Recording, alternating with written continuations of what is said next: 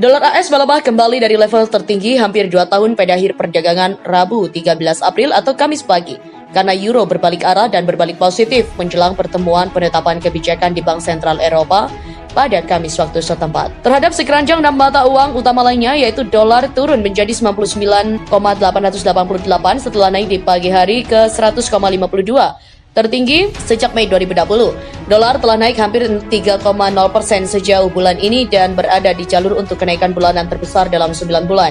Indeks dolar turun 0,449% dengan euro menguat 0,54% menjadi 1,0884 dolar. Dolar baru saja melemah setelah berminggu-minggu menguat dan saya pikir menjelang ECB besok memberikan alasan yang nyaman bagi pasar untuk membukukan keuntungan dari kenaikan dolar, kata Joe Manimbo, analis pasar senior di Western Union Business Solution di Washington.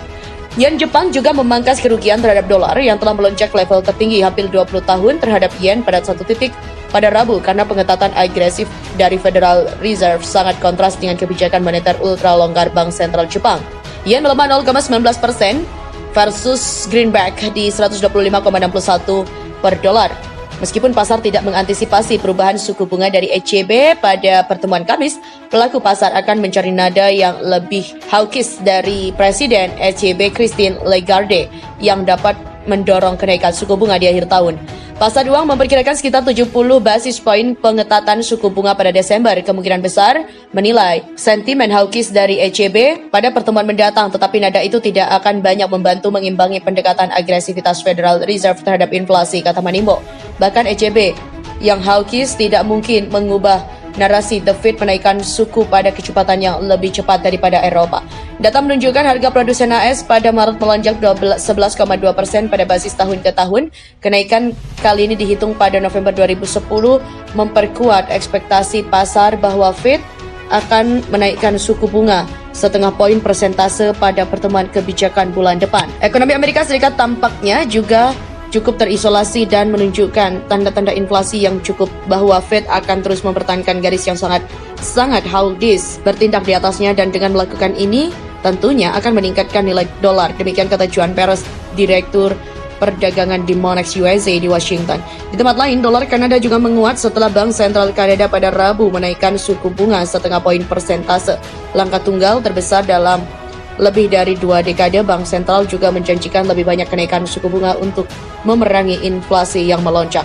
Sementara itu, dolar Kanada naik 0,56% terhadap dolar AS di 1,26 dolar Kanada per dolar AS. Sementara itu, di pasar uang kripto, Bitcoin terakhir naik 4,65% menjadi 41.328,19 dolar AS. Harga minyak naik di sesi Asia pada Rabu pagi di tengah kekhawatiran bahwa penurunan produksi di Rusia yang terkena sanksi pengekspor minyak terbesar kedua di dunia akan memperketat pasokan setelah Moskow mengatakan pembicaraan damai untuk menyelesaikan invasi ke Ukraina menemui jalan buntu. Minyak mentah berjangka Brent menguat 59 sen atau 0,6% menjadi diperdagangkan di 105,23 dolar AS per barel pada pukul 00.53 GMT. Sementara itu, minyak mentah berjangka West Texas Intermediate AS meningkat 60 sen atau 0,6% menjadi diperdagangkan di 101,20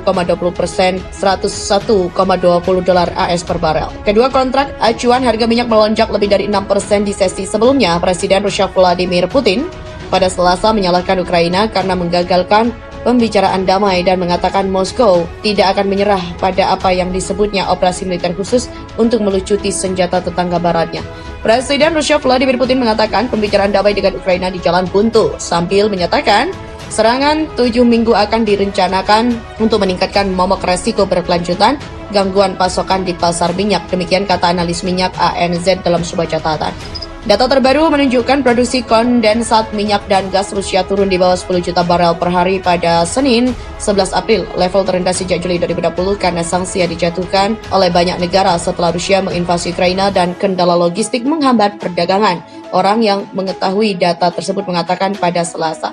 Menteri Energi Nikolai Sulginov mengatakan pada Selasa malam bahwa negara itu siap untuk menjual minyak dan juga produk minyak ke negara-negara bersahabat dalam kisaran harga berapapun, menambahkan bahwa Moskow fokus untuk memastikan industri minyak terus berfungsi, kata kantor berita Interfax. Sementara itu, laporan yang muncul tentang pelonggaran sebagian dari beberapa penguncian ketat COVID-19 di China telah membantu memicu sentimen bullish di antara beberapa pelaku pasar minggu ini. Uni Eropa kalah, bergaining dengan Rusia tak mempan, larangan impor gas dan minyak dari Rusia tak bisa diterapkan. Diberitakan Russia Today, para menteri luar negeri Uni Eropa juga belum menyetujui larangan impor minyak dan gas alam Rusia. Kepala Perwakilan Uni Eropa untuk urusan luar negeri dan juga kebijakan keamanan Josep Borrell mengatakan pada hari Senin bahwa diskusi tentang masalah ini akan berlanjut. Larangan impor energi diharapkan menjadi bagian dari paket sanksi terbaru Uni Eropa terhadap Moskow.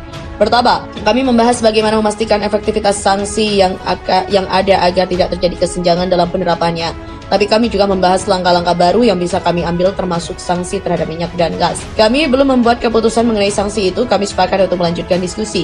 Sementara Uni Eropa menyetujui banyak sanksi terhadap Moskow, negara-negara anggota juga telah berselisih mengenai pelarangan impor energi Rusia.